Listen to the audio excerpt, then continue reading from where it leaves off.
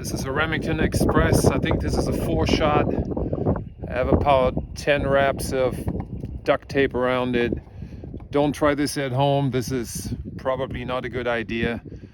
I'm trying to direct the charges forward and get the powder to ignite so that I don't have all this unburned powder here. So let's see how this goes.